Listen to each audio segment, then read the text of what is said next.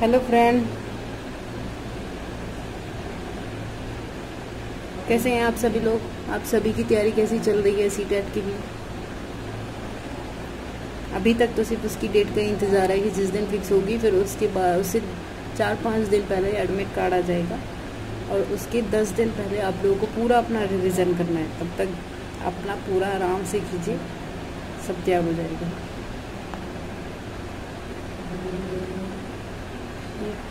हमारी एनसीईआरटी की class 5 start हो चुकी है। जैसे हमने पहले आप लोग बोला था कि 5 स्टार्ट कराएंगे, तो उसका पूरा एक चैप्टर कंप्लीट हो चुका है। उसको अब देखिए, समझिए। आप लोगों को समझ आ रहा होगा तो भी बताइए कि समझ आ रही है या नहीं आ रही है। इसी तरीके से पढ़ाए ताकि आप लोगों का पुराना जो प्रीवियस क्वेश्चन है वो भी साथ साथ में होते रहे।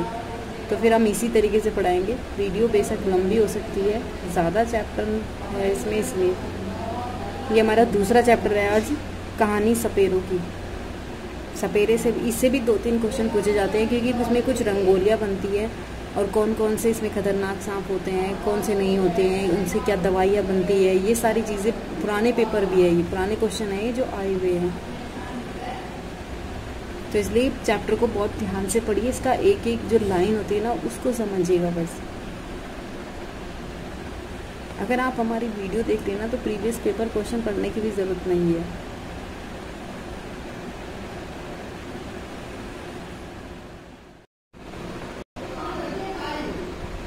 ठीक है, तो ये हमारा क्या है, आज चैप्टर नंबर 2 स्टार्ट हो चुका है, कहानी सपेरों की। एक पूरा चैप्टर हमारा कंप्लीट हो चुका है, इसे हम आज स्टार्ट कर रहे हैं यहाँ से। मैं हूँ आर्यनाथ। यहाँ से देखिए, तुम्हें जानकर हैरानी होगी कि मैं ऐसा कुछ कर सकता हूँ जो तुम में से शायद ही कोई कर सकता हो। जानते हो क्या, मैं बीन बजा सकता हूँ। हो गए ना हैरान। हाँ, मैं सांपों की अपनी बीन की धुन पर नचा सकता हूँ। इसे जब हमने पीछे वाला चैप्टर पढ़ा था तो उसमें क्या बोला था कि सांपों के कान नहीं होते, वो सिर्फ धुन की जो कंपन होता है ना, सिर्फ उसी को महसूस करते हैं और उसी कंपन की वजह से वो वहाँ तक पहुँच पाते हैं। कि मैं बीन की धुन पर नचा सकता हूँ। इसको एनसीईआरटी को बहुत ही आराम से पढ़िए। अगर आप चाहते हैं तो मैं और भी एनसीईआरटी इसके साथ कंप्लीट करा सकती हूँ, पर आप लोग इसे तो पढ़िए पहले पूरा। 6 क्लास की है, 7 क्लास की है, साइंस बोलते हो तो साइंस भी करा देंगे, लेकिन सबसे पहले आप इसको ईवीएस को पढ़िएगा साथ साथ में। और सेशन पसंद आ रहा हो तो लाइक भी और शेयर भी ज़रूर कीजिएगा साथ में, और सब्सक्राइब भी कीजिएगा, जिससे मुझे नई जो एनसीईआरटी है उनको पढ़ाने में थोड़ा सा और ज़्यादा इंटरेस्ट होगा, तो मैं और ज़्यादा सही तरीके से पढ़ाऊँगी सारे प्रीवियस क्वेश्चन को साथ में लेकर। जिससे अगर किसी के पास प्रीवियस पेपर नहीं भी है, नहीं खरीद रहा है, तो वो यहाँ से उसके कंप्लीट हो जाएंगे।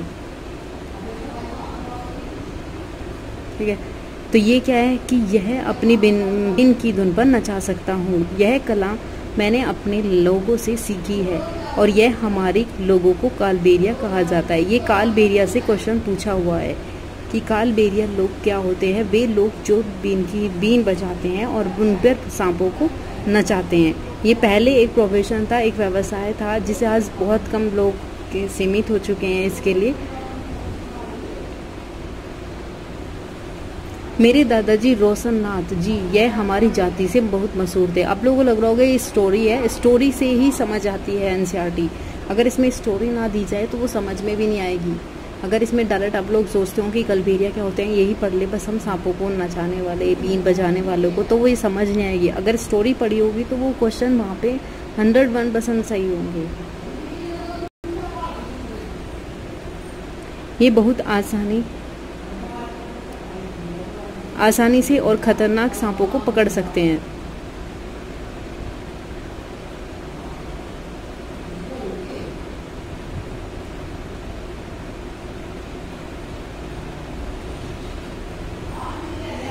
ठीक है, खतरनाक और जहरीले सांपों को क्या कर सकते हैं, पकड़ लेते हैं। वे कई बार अपने बीते दिनों के किस्से कभी भी सुनाते हैं। आओ हम यहाँ पे क्या बता रहा है, अब वो एक कहानी बता रहा है कि किस तरीके से क्या होता था। आप लोग ये पोर्शन को मत छोड़िएगा, क्योंकि ये मैंने हर चैप्टर में मैं आपको हमेशा बताऊंगी। ये चीज़ जो यहाँ पे कॉलम में होती है, ये और ये जो टीचर बेस्ड होते हैं, यहाँ से क्वेश्चन पूछे जाते हैं। जैसे अब यहाँ पे ये क्वेश्चन पूछा हुआ है कि ऐसे डिजाइन जो नाग गुफन होती है, नाग गुफन क्या होती है, एक ही क्वेश्चन में पूछा हुआ। नाग गुफन एक डिजाइन है, रंगोली है, कढ़ाई है, दीवारों पर सजाने के लिए बनाई जाती है। और ये कहाँ मशहूर है? सौराष्ट्र गुजरात में और दक्षिण भारत में, यानी कि साउथ इंडियन में, दक्षिण भारत में और सौराष्ट्र गुजरात में। यहाँ पे सबसे ज़्यादा अगर ये रंगोली बनाई जाती है, कढ़ाई दीवारों पर बनाई जाती है, तो ये नाग है, नागों की बनाई जाती है ये डिज़ाइन। तो इसको ध्यान से पढ़िएगा। और ये टीचर बेस का तो किसी को भी मत छोड़ेगा। आप कोई भी एनसीईआरटी अगर खुद से भी पढ़ रहे हो ना, तब भी मत छोड़िए, इसको स्किप मत करना, क्योंकि यहाँ से क्वेश्चन पूछे जाते हैं। जैसे यहाँ पे बोला गया है कि किस्सों की शुरुआत करने से पहले बच्चों को सांपों के बारे में बड़े अनुभव पर बात करने का किस्सा और दिलचस्प बनाया जा सकता है। उनके अंदर ये इंटरेस्ट पैदा किया जा सकता है कि हम आज किसके बारे में पढ़ रहे हैं, सांपों के बारे में पढ़ रहे हैं। तो वो उस चीज़ के लिए क्या होंगे, उत्सुक होंगे कि सांप कैसे रहते हैं, कैसे क्या करते हैं, जहरीले सांप है, उसके बारे में वो ज़्यादा सुनेंगे। और जितना आप एक स्टूडेंट को मोटिवेट कर सकते हो चीज़ों को पढ़ने के लिए, उतना कीजिए, क्योंकि वो चीज़ें उनके लिए परमानेंट फिक्स हो जाती है माइंड में। अगर हम उन्हें रटवाने की कोशिश करेंगे कि कलबेरिया होता है, ये सौराष्ट्र में बनाए थे, सांप 4 प्रकार के होते हैं, खतरनाक होते हैं, तो उनको सिर्फ वो कुछ ही टाइम के लिए रहेंगे, शायद उसी क्लास तक रहेंगे जिस क्लास में आप उन्हें पढ़ा रहे हैं। नेक्स्ट क्लास में आप उनसे कुछ भी पूछेंगे तो वो नहीं बता पाएंगे। अब ये देखिए, ये एक सांप है, सांप तो आप लोगों ने देखा ही होगा। यादें, अब यहाँ क्या बता रहे हैं कि यादें दादाजी की। मेरे दादा परदादा सभी सपेरे थे, हमारी जिंदगी सांपों से जुड़ी रही, कंधों पर कावड़ जैसे पिटारी लटकाए हम एक गांव से क्या करते थे, दूसरे गांव घूमते थे। हम जहां भी जाते हमें देखकर लोगों को भीड़ इकट्ठा हो जाती और फिर हम पिटारी में रखी बांस की टोकरी में से निकालते अपने प्यारे सांप। तो ये क्या था, पुराने लोग थे जो एक व्यवसाय के रूप में इसका काम करते थे।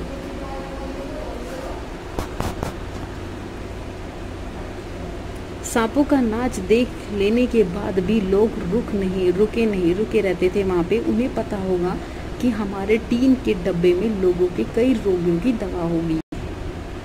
ये सभी जड़ी बूटियाँ हम जंगल में इकट्ठा करते और मैंने भी यह सब अपने दादाजी से सीखा। हमें अच्छा लगता है कि जहाँ डॉक्टर नहीं है वहाँ भी मैं अपनी दवाइयों से लोगों की मदद कर पाता। दवाइयों के बदले लोग हमें अब कभी अनाज देते, कभी पैसे देते, बस इसी से क्या होता था, हमारा गुजारा हो जाता था। कई बार मुझे ऐसे घरों में भी बुलाया जाता था जहाँ किसी सांप ने काटा हो। तब मैं अपने सांप के डंक के निशान से यह जानने की कोशिश करता था कि किस सांप ने काटा है और मैं उस सांप के काटने की दवा देता। पर मैं कभी हमेशा के लिए यह नहीं पहुँच पाया हूँ। मतलब मैं जब कभी ऐसा हो जाता है कि कुछ सांप काटते हैं तो वहाँ पर नहीं पहुँच पाते। तो कुछ सांप ऐसे भी होते हैं जिन्हें काटते ही जान चली जाती है तुरंत, पर ज़्यादातर सांप जहरीले नहीं होते हैं, ये भी ये बता रहा है। क्योंकि इन चीज़ों को ये बहुत अच्छे से समझते थे कि कौन सा सांप जहरीला होता है, किसके मरने से तुरंत, किसके काटने से तुरंत मृत्यु हो जाती है।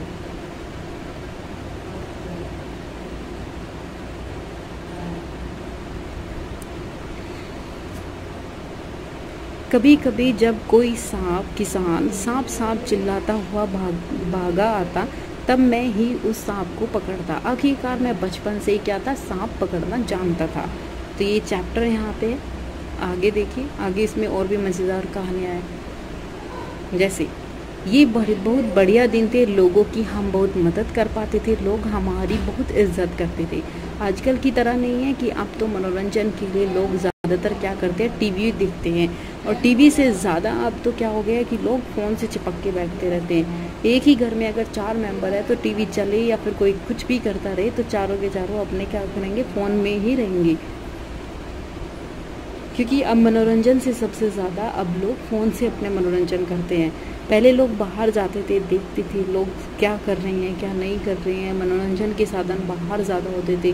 तो इसलिए अब क्या होते हैं, लोग पहले अब टीवी में देखते हैं, टीवी से ज़्यादा अब अपने मोबाइल में देखते हैं। जब मैं बड़ा हुआ तो मेरे पिताजी ने मुझे सांप से डसने वाले दांत निकालने सिखाए।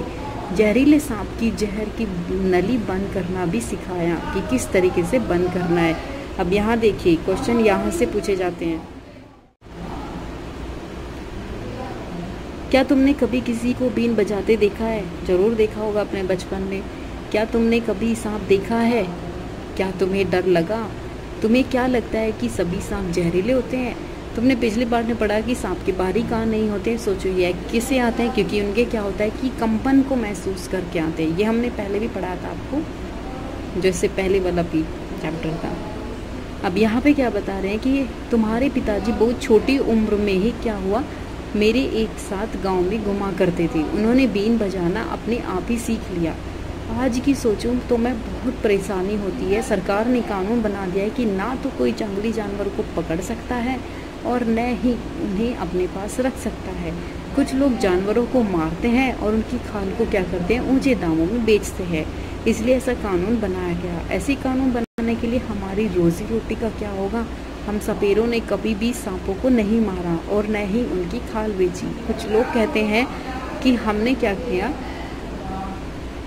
कि हम सांपों को बुरी हालत में रखते हैं। इस पूरी की पूरी एक स्टोरी है ये, जितना मैं अब पढ़ा रही हूँ इससे पूरा 4 ऑप्शंस बना के एक क्वेश्चन पूछा हुआ है कि जो सपेरे होते थे वो सांपों के साथ दुर्व्यवहार करते थे, उनको मारते थे, उनकी बुरी हालत करते थे, या उनको मारकर उनके दांतों से उनकी ऊंची ऊंची दामों पे अपनी दवाइयाँ बनाकर बेचते थे। ऐसे क्वेश्चन पूछा हुआ है। तो इसलिए ये स्टोरी ऐसे नहीं है कि इसमें से बता दिया और इसको सुन लिया, हाँ ऐसा करते थे। यहाँ से क्वेश्चन पूछा हुआ है तो अपना क्वेश्चन क्यों गलत कर रहे हो कि बुरी हालत में रखते थे। चाहते तो हम भी सांपों को मारकर खूब पैसा कमा सकते थे, पर हमारी ज़िंदगी इतनी मुश्किल भरी न होती। ये कह रहे हैं यहाँ पे। सांपों को मारने की बात तो दूर है, ये तो हमारी पूंजी है जो हम अपनी आने वाली पीढ़ी को सौंपते थे। सांपों को तो हम अपनी बेटियों की शादियों के तोहफे के रूप में भी देते थे। हमारे कलबेलिया नाच में भी सांप जैसी मुद्राएं होती थी। तो ये कह रहा है कि अगर हमें बेचना ही होता, उनकी दवाओं को बेच सकते थे, उनको मारकर कुछ भी कर सकते थे, ऊंचे दाम से कर सकते थे, हम भी आज क्या होते, पैसे वाले होते, इतनी बुरी हालत नहीं होती। तो ये कह रहे हैं कि हमने कभी सांपों को नहीं मारा, उनके साथ कभी दुर्व्यवहार नहीं किया, क्योंकि वो क्या थी, हमारी पूंजी के रूप में उसको मानते थे ये लोग।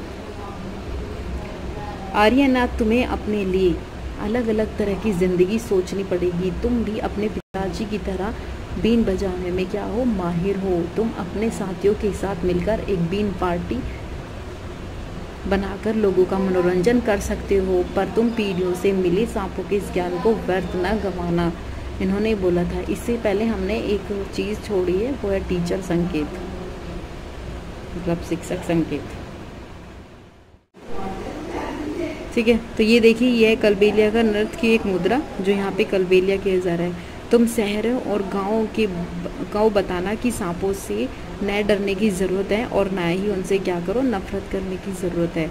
उन्हें सिखाना कि कैसे जहरीले सांपों को पहचानना है। उन्हें यह भी बताना कि सांप की तो किसान के दोस्त होते हैं। सांप न तो खेतों की फसलों को चूहे से कौन बचाएगा अगर सांप नहीं होंगे खेतों में। अगर अब तुम उन सभी बच्चों को मेरी कहानी सुनाना, अपनी ज़िंदगी की एक कहानी भी बनाना और अपने पोते पोतियों को भी सुनाना।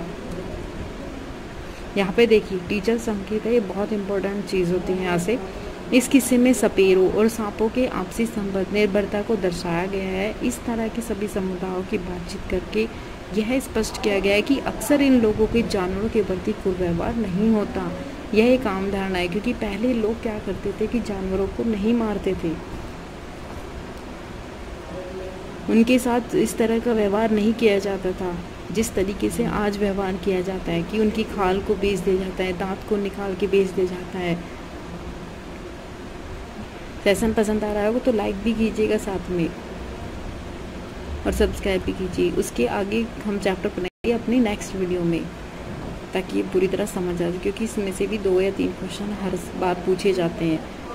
ये ज़्यादा बड़ा चैप्टर नहीं है, छोटा सा ही है, बस आगे इसमें इसके बारे में बताया गया है कि कितने सांप होते हैं, उनके दांत होते हैं, कैसे होते हैं और उन दांतों से हम क्या बना सकते हैं। सांप की काटने की दवा भी हम सांप के जहर से ही बना सकते हैं और उनके नाम भी। ये सब चीज़ें आप नोट करके रखिएगा। या अगर कोई नया स्टूडेंट जुड़ा है तो वो सब्सक्राइब भी कर लीजिएगा, क्योंकि ये एनसीईआरटी है, आप लोगों की काफ़ी बेनिफिट्स होगा आगे।